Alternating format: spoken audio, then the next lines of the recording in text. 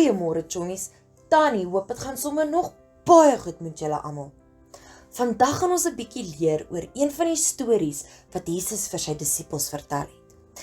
Nou Jesus het baie stories vertel, want hy het geweet dat sy disippels stories nodig het om te kan verstaan wat hy vir hulle moes leer.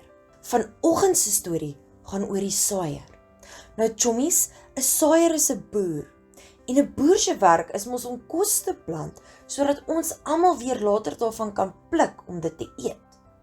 Nou chommies, boere het saadjies wat hulle moet plant om die groente, die vrugte, die koring en die mielies te kan laat groei. Nou voordat 'n boer se saadjies geplant kan word, moet hy eers die grond omspit en ploeg, sodat die grond oop kan wees, sodat die saadjies mooi binne daarin kan lê. Chommies, Jesus het toe die storie vertel van 'n boer wat sy saadjies in die grond moes gooi, sodat dit kon groei. Soos wat die boer die saadjies gegooi het, het van die saadjies op die pad geval waarop hy geloop het.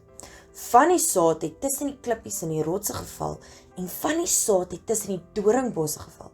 En van die saadjies het binne in die mooi grond wat die boer geploeg het, geval.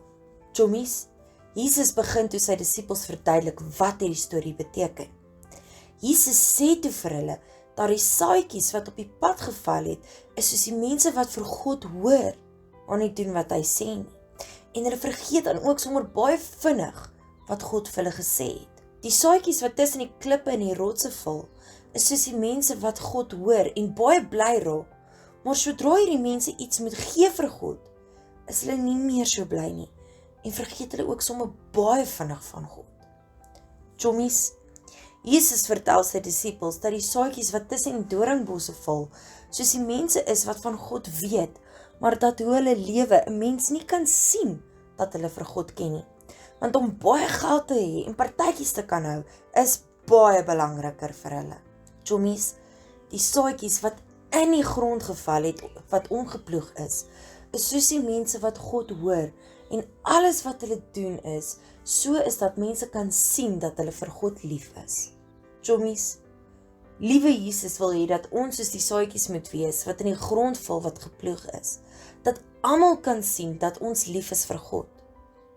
Dit is hier waar Tannie ons storie stop vir vandag.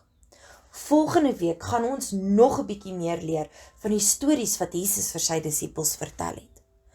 Tannie hoop julle is almal nog gesond en dat julle vreeslik lekker speel by die huis en by die skool. Julle moet 'n baie lekker week hê en dan sien Tannie julle volgende week. Bye bye!